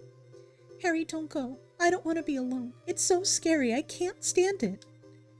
This one room in an empty hospital, in this state in which the monsters could kick down the door and enter at any time. She has no weapons with which to defend herself with. So her being gripped with fear is only natural. Lisa might. What should I do? Take Lisa with me or leave Lisa here? Sure, let's take her with us. What's the worst that could happen? I speak. How about coming with me? This may not be the safest place in the world either. I can't promise you anything, but I'll do my best to protect you. No. Somehow I feel I'm not supposed to leave this place. Oh, Harry, I'm so scared. I'm cold. I waver. Is it okay for me to leave Lisa alone? But then what will happen to Cheryl? Cheryl has only me to depend on. My concern for Cheryl cannot be compared with my concern for Lisa. After all, she's my daughter. Look, just wait here for a little longer. I'll be back as soon as I find my daughter. Perhaps those words rang cold for Lisa, but there's nothing that can be done. I must save my daughter. Harry. Lisa wants bed. I leave the hospital, the water supply installation near the elementary school. I was told that I could go through those sewers and reach the lake that Cheryl was heading toward. I must hurry. As I began to run, I felt something fly over my head. It looks like something is flying in circles in the sky above me, but it's dark so I cannot see it so well. I climb the metal stairs of the building across the street and then head up to the roof. What is this? A giant moth? I guess I didn't completely kill it. That caterpillar that I shot at the town center has followed me here. And it has matured. It dances against the black sky and is looking down on me. In addition to the poison that it can discharge from its mouth, it now has a stinger with which to stick me with.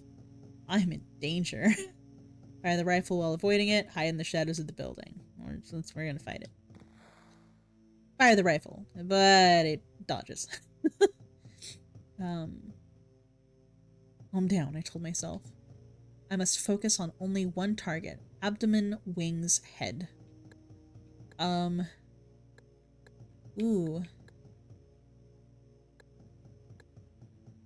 I feel like wings? Because those seem very easy to shoot. But those are less lethal than abdomen or head. Our aim's not so good. I think we will aim for headshot. I aim at its head. I rest the heavy rifle on my shoulder, and while being careful not to let any sweat get in my eyes, I place my finger on the trigger. Like many creatures, this monster has a brain. That's what I will shoot and destroy, but my target is quite narrow and small. The sound of my first shot reverberates into the night, but the bullet just grazes the head and it disappears off into the darkness. Damn! But I don't give up. I must get closer to my opponent. But if I draw it in, then I must be ready, and doing so would be accompanied by danger. I avoid a shower of poison. Fortunately, the wind has begun to blow. To adjust its wings to the wind takes all of its strength, and it appears to be having a difficult time attacking me. This is my chance. I once again steady my aim, and then I pull the trigger twice in a row. Pap, pap. Nice. Did you see how he went for the head, and then the abdomen exploded twice? Yeah, no, super normcore over here. I don't. Yeah, no, I'm not. I'm not crazy obsessed with Silent Hill. That'd be ridiculous. In that moment, its head vanished from its body all at once. Without its control tower, those wings and poisoned tusks were just that, and they fell like a rag between the buildings. There's a lot of falling like rags in this visual novel. The nightmare still continues. Yep. After passing through the sewers connected to the water supply installation near the elementary school, I came up in the most popular part of Silent Hill, the lakeside tourist spot. However, in spite of this, there's no reason to expect anyone to be here. The area is wrapped in darkness, and in a condition in which would be impossible to even walk around without a flashlight. First, I decide to enter Annie's bar, which lies on the road to the lake. As I approach the door, I notice what sounds like a struggle coming from the other side. When I open the door inside, Kaufman is there. Dr. Michael Kaufman. That is certainly what he said his name was. A monster has him cornered, and it looks like he's going right for the dick. Am I wrong? His back is against the far wall of the bar, and he is out of breath. He did not notice me come into the bar, and looked as if he'd lost all hope. I pointed my gun at the monster and fired. Even after the monster had died, with a cry like a metallic twisting, Kaufman just stared into the air, looking completely worn out. Are you okay? As I spoke to him, he weakly stood up, brushed his pants twice, and then slowly looked towards me. Yeah, I guess so, but I'm beat. I thought I was a goner there. So how did it go? Did you find a way out? No, not yet. How about you? Zip. It's too soon to give up. This craziness can't go on forever. A military rescue squad should be here any time now. If they can come through the town, we're home free. So I don't know how much of like the deep Silent Hill lore you know, but Kaufman may or may not be the head of a local drug ring of PTV. So I mean, I don't know if he samples his own wares, but maybe a little less drug use, yeah. He looked at the darkness outside the window and clenched his fists. I hope so, I say. I better get going. This isn't the time to stand around flapping out gums. He fixed his collar, and then he began to walk to the door. He walked as if he were incredibly hungry, and when he reached the door, I asked him the question that had been on my mind for quite some time. Ooh. I feel like if we ask him about Alessa, he'll just brush it off. As opposed to showing him the picture of Alessa, which he will just say he doesn't know. We got proof. Do you know this girl? His hand, which he'd placed on the doorknob, paused for a moment, and then he looked back at me. I hold the picture of Alessa in my hand. Upon seeing it, a look of horror appears on Kaufman's face as he freezes. You. Just who in the hell are you? I was unable to understand what the meaning of his question. In the next instant, Kaufman turned, and then he left the room as if he were sucked through the door. Dr. Michael Kaufman. He definitely had some secret. While I'm not sure whether it is connected to me rescuing Cheryl or not, he knows the main reason why this town has undergone a transformation. At this stage, maybe a little more meth? I mean, Silent Hill. It's not a bad call. We do have about 90 seconds of ads, so I am going to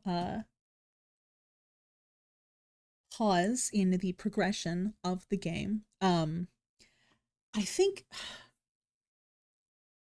So, for those who aren't familiar with the play novel, this is basically the visual novel adaptation of Silent Hill 1 that came out in 2001. And it's got some really interesting parallels with the game that I'm really enjoying. And it's providing a lot of context that I didn't expect. But one of the interesting things is to see what they choose to show in the play novel. Like, finding Kaufman in Annie's bar and saving him from the mumbler is technically an optional thing, but it's one of the steps that you need to do in order to get the good ending, is you have to find and save Michael Kaufman. But you can also just totally miss it. You can either say, fuck that guy, or you can not know that that's a thing and just walk on past it. And so for a visual novel that clearly has pathing towards specific endings, I think it's really interesting that you you see Kaufman getting attacked and you go into the bar and you save him. Like that's not a choice for you to make. That's just you do that. Um and with the other stuff, it's just really interesting to see what parallels it has to the original game. And I'm curious how it impacts just the overall story pathing. So I followed him so that he did not notice me. He races through the dark alleys. Perhaps it is because he is familiar with the geography here. The sound of the harsh wind blowing from the mountains as it cuts through the eaves of the buildings hides my footsteps and my presence. Also, probably the monsters. I continued to carefully tail him, making sure not to lose sight of him. Finally, his small figure opened the door of a certain building and he disappeared inside. He went into a motel, but not into one of the guest rooms. The door he went through is one that's off limits to outsiders and only for use by employees. I press down on my heart, which feels like it's going to explode, with my left hand, open the door that Kaufman just used, and head inside. Oh yeah, he's going for that good. Inside, ancient dust is everywhere, and the room reeks of mildew. It looks to be a garage. Oil, a sprayer, tires, and such have been placed on a dirty metal shelf. Odd. Kaufman is nowhere to be found. There's only one other door in the room, and it's slightly open. He must have went through there into another room. Ancient dust. Yeah. However, I did not go after him right away. Instead, my attention turned to the motorcycle near the wall, and I stopped. The gas tank of the motorcycle differs from the rest of the motorcycle, as it is oddly clean and shiny. How many times can you say motorcycle on a single screen? The motorcycle is so covered in dust that it is not possible to even distinguish what color it is, but I get the feeling that the gas tank area alone has been fiddled with by someone. I had that exact same thought when I saw it. The handlebars. I thought it was an insect because that is what most of the monsters are in the first game, and I was just like, is that another Alessa bug? No, those are handlebars. Okay. I tried gently opening the gas tank. Inside the gas tank, there's a black vinyl bag that is protecting a small glass bottle.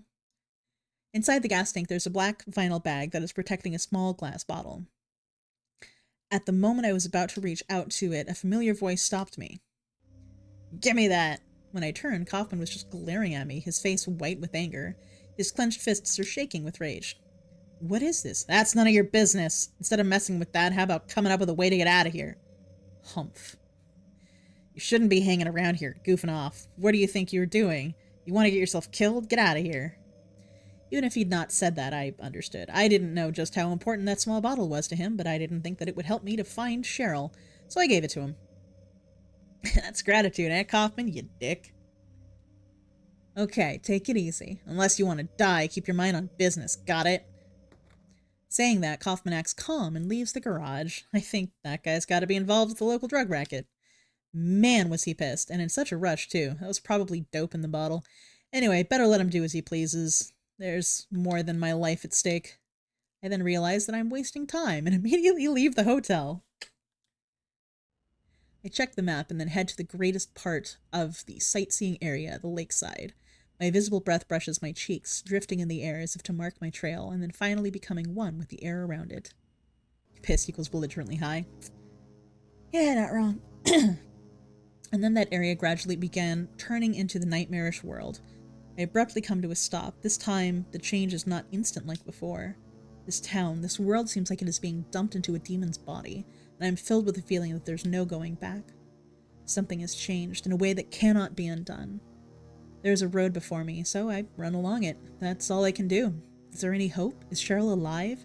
In this situation in which I cannot be sure of anything, I frequently have to fight off the urge to get sick. However, I believe that I will find something if I continue forward on this road. I run across a pier, and without even thinking about it, I wrench the door of a small boat stopped midway along the pier open, and then rush inside it.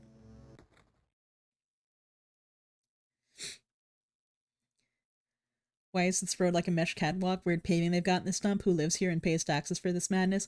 Well, see, that's the thing, is that Nowhere, or the other world, doesn't have an established, tax at all, so no one really can pay for any of it. So they just slap some flesh on the grating and are like, maybe that'll hold, and that's, that's their maintenance. There was already a passenger inside the boat. Sybil! Harry! Our voices revealed that we were both relieved. How did you get back here? I followed the sewer. Were you the one that cut the fence? Yeah, I'm glad you made it. I was worried about you. You were worried? Where did you disappear to? Never mind. I want to know what's going on here. What is with this town?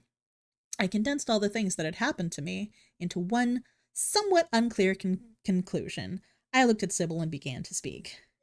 This may sound really off the wall, but listen to me. You've got to believe me. I haven't gone crazy. Otherworld is just Europe confirmed. Otherworld is just late-stage libertarianism. You guys are amazing. I've been to Eastern Europe. You think they can afford that? Oh my god. Oh, I love all of you so much. Holy shit, you're amazing. This may sound really off the wall, but listen to me. You've got to believe me. I haven't gone crazy and I'm not fooling around. At first, I thought I was losing my mind, but now I know I'm not. It's not me. This whole town is being invaded by the other world. Bum, bum, bum. By a world of someone's nightmarish delusions come to life. Little by little, the invasion is spreading, trying to swallow up everything in darkness. I think I'm finally beginning to understand what that lady was talking about. Harry, hold on a minute. I don't get it? Look, I don't understand it all myself. I guess I can't explain it. I honestly revealed how I felt. This ship looks suspiciously like an office. You can't just add a wheel and pass it off as a ship. Trust me, I know. I mean, what if they had like a life preserver too? That'd do it, right? Well, what's making this happen? I don't know that either, but I do know Cheryl is there. Under whoever created this darkness, Cheryl is somewhere and she needs my help. Once I finished explaining everything to Sybil, faintly smiled and looked at me as if she was worried. Harry, this whole thing's been a major blow for you. You need to rest. I was let down. This world, its state, and the reason it became like this, I understood, and I wanted Sybil to understand as well. Even though I am a writer, I'm cursed by a limited vocabulary. This is something that upsets me about myself. Sybil, As I was speaking, the door slowly opened and I could see someone enter the room. It was not a monster, but a human. Or it is a human who is a fucking monster. Dahlia Gillespie, the demon is awakening, spreading those wings. Dahlia Gillespie. Was it not as I said? I see it all now. Yes, everything. Hungry for sacrifice, the demon will swallow up the land. I knew this day would come, and what's more, the task is almost finished. There's only 2 left to seal this town to the abyss, the mark of Samael. When it is completed, all is lost. Even in daytime, darkness will cover the sun. The dead will walk, and the martyrs will burn in the fires of hell. Everyone will die. So what am I supposed to do? I've got to save Cheryl. It is simple. Stop the demon. The demon taking that child's form. Stop it before your daughter becomes a sacrifice. Before it is too late. Stop it. Stop it! What do I do? Go to the lighthouse on the lake and to the center of the amusement park. Make haste. You are the only hope. Look, Harry, I really don't get what's going on, but if there's a chance we can save your daughter, I'm in. I'll check out the amusement park. You go to the lighthouse. Sybil, I will go to the lighthouse. I will go to the amusement park. I will go to the lighthouse. Yeah, Dahlia having the fucking My Chemical Romance tie right over her, like, weird ritual garb, it makes me giggle. Sybil, thanks. Gripping her handgun, handgun? Sybil left the boat and disappeared into the darkness. You'll need to use it. Use what? The flauros. Only with that can you stop it. Wait, the flowers. I check inside my pockets, that four-sided object. However, does Sybil have such an object as well? No, that's not likely. If she did, she probably would have been able to understand my story a little better. What about Sybil? I consider chasing after Sybil. However, my true goal is rescuing my daughter. And Sybil, with the same goal, is risking her life as she heads to the amusement park. I think I should believe in Sybil. No, maybe it's merely selfishness telling myself that. However, my destination is the lighthouse that is not far from here. To run there is my mission and my fate. You can also just use the word pistol. Nah, handgun. I entered the lighthouse and then ascended the spiral staircase at the roof, to arrive at the roof. And then I could not believe my eyes. A giant crest is presented on the floor. I'm standing on the roof of the lighthouse. The mark of Samael. That is what Dahlia called it. She said I must not let it be completed, that this town is gradually being eroded away by this crest. Alessa was standing there. She looked as if she had just now completed making her mark here, and she just looked at me without any change in her expression. For the first time, we just faced each other, each of us understanding each other to a certain degree. Just as I thought that her eyes showed a little sadness, she turned around and suddenly disappeared as if she had jumped from this tall lighthouse. A crest, isn't that more like a sigil? It's a sigil crest. Oh, it's so fun. Alessa, wait! I've got a bad feeling. I'll head back to the boat, rush to the vicinity where Alessa disappeared from. Yeah, where'd Alessa go? Wait, please talk to me. Also, let's see, don't mind me. I rushed to the area where Alessa was standing. However, there's no trace of her at all. The cold wind blew and ruffled my bangs.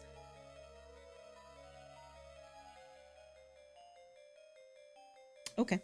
I just stood there motionless. In white? I can see something.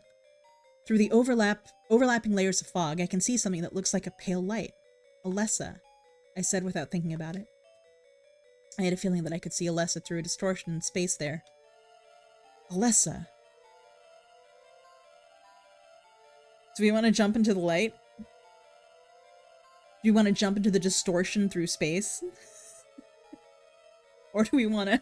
Is that cocaine all over the floor? I think that's actually supposed to be snow. That was so Wattpad coded. The cold in my messy bangs as I throw my hair in a messy bun, Harry Styles. Beautiful. So another thing that most people forget about the first Silent Hill game is that, well, yes, there is a very heavy fog. It's snowing. Like, there is very unseasonal snow that's happening all over the place, but you never really notice it because, like, there's never any snow on the ground. Extra fun with that is the fact that it's constantly raining. Snow and fog, bloody global warming. It's constantly raining whenever you're in the other world and everything's all, like, heated up. And that is because, or it's at least dripping water, and that is because the snow everywhere is melting, which is why there's constant water drips. Alright, yeah, let's not jump into the abyss. Wait, I held myself back. I have a bad feeling about this. I think about Cheryl, and then I cannot take any dangerous chances. I mean, I got a bunch. And then the safety of Sybil, who is working with me to look for Cheryl, concerns me as well. I'd better turn back. In order to return to the boat from just before, I retraced my steps from the lighthouse. The small boat stopped midway along the pier. Perhaps Sybil has returned, and with that expectation in mind, I opened the door leading to the inside of the boat. But Sybil's not here. Maybe she's still on her way to the amusement park, or maybe she's already arrived there, or maybe something has happened to her. With a current of guessing that raced by like a revolving lantern, I ran towards the amusement park. Alright, that's as far as my memory goes. Anything beyond that is vague, and to give an account of it, I would have to make things up. However, I do not wish to include any fabrications in the story. That is my true intention. In this case, truth is stranger than fiction. But if I said that it was the truth, then I doubt anyone would believe me. I carefully read over the manuscript again. I could never even think about forgetting the detestable events of 7 years ago. Even now my body quivers. And because of this, when the request came in, at first I considered refusing because the contents were too similar to the world view. However, the person in charge pushed me into it. Perhaps it is an overstatement to call this diary. It's not exactly my memoirs either. I just described those events within the range of my personal tastes. There is no commercial greediness, and I never had the ambition of having the story known by everyone. It's merely a world of self-satisfaction. After looking over the manuscript again, I let out a long sigh and neatly pushed the stack of papers together and placed them in the envelope I had prepared. I licked the seal of the envelope and then tightly sealed it. The act of properly sealing the envelope with such a feeling seemed like certain kind of ceremony. Daddy? I turned around and Cheryl was standing there pouting. Ah, sorry, I've just finished. Sorry to have kept you waiting. Cheryl smiled, returned to her room downstairs, and pulled several of her best outfits out of a wardrobe. Tomorrow is the deadline. If I mail it tonight by express, then it should arrive at the proofreader in time. I'll just be a little longer. I said that to her in front of her room, and then placed my hand on the front door. And the phone rings. Who is it? I stopped to listen to the ringing of the phone. It might be urgent, but Cheryl will probably get it. It's probably the publishing company. They're so impatient. I'm gonna get it. I reluctantly turn and run to the phone. At this hour, the only person I could imagine calling would be someone from the publishing company. Hello? The telephone is silent. Perhaps it's a prank call? Hello? If you have nothing to say, then I'm going to hang up. I have no interest in dealing with a prank call. At the moment I was about to hang up the receiver, the unseen caller finally spoke. Hello? My hand holding the receiver trembles. That voice is...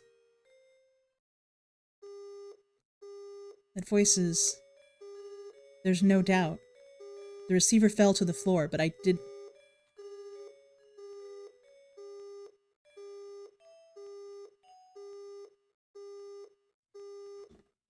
I'm fucking sorry. I'm sorry. Is this... When we decided to call home, where no one should have been there, and we heard a strange man's voice, were we hearing ourselves 7 years in the future? I'm fucking sorry. Did that just fucking happen? Did that just fucking... 7 years ago, the town clouded with fog, the school stained with the smell of mildew, the empty teacher's room, on the table. The fragments of my memory come together in my head like a jigsaw puzzle. There's no doubt that... I rush up the stairs. Cheryl! Cheryl had completed getting ready and was sitting quietly on a three-legged wooden chair. That sounds like a dangerous chair. What's wrong, Daddy? I'm sorry, but something urgent has come up. It doesn't look like we will be able to go to the amusement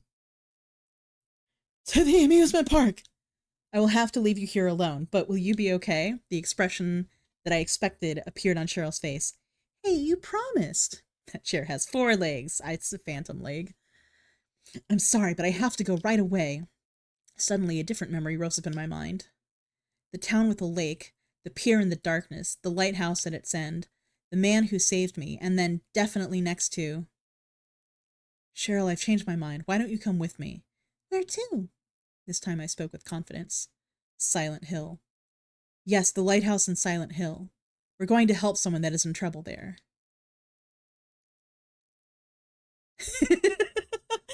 Looks at the Silent Hill cork and string board. Well, where the hell does a time-traveling phone call fit in? This child is absolutely terrifying. She's fine. She's not a fragment of a demon's soul or anything. It's fine.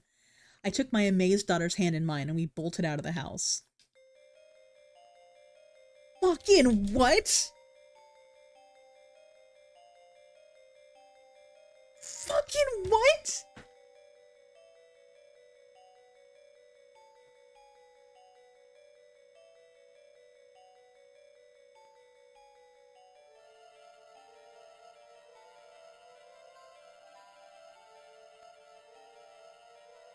Well, thank you. Thank you for being here.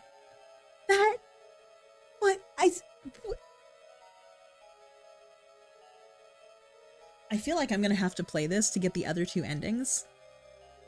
That might be next Wednesday's stream. I have fucking questions. I have questions, and I also know that you're supposed to. There's, Sybil's story as well. I feel like I need to be on drugs to understand the story. Kaufman, you're up.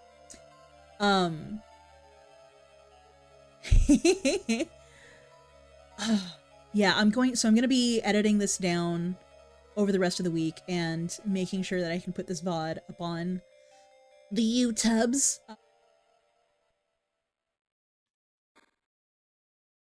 So if you want to see my other runs of the first Silent Hill game, that's up on my YouTubes, I'm going to be adding today's completion of Silent Hill, as well as this run-through that we did of this, because I know there's also a dialogue path where we find out the name of Harry's wife.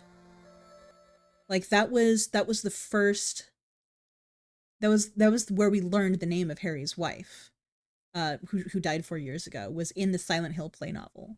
So there is a lot more to this than I thought. And I think I'm going to look into this before next week and try and figure out the other Secrets. The secrets. I need secrets. I want to find out more, because oh my god, I did not expect to love this. I was like, this is just like a fun little thing to pad between Silent Hill 1 and Silent Hill 2. But I want more. I want more. And I deeply, deeply enjoyed the play novel.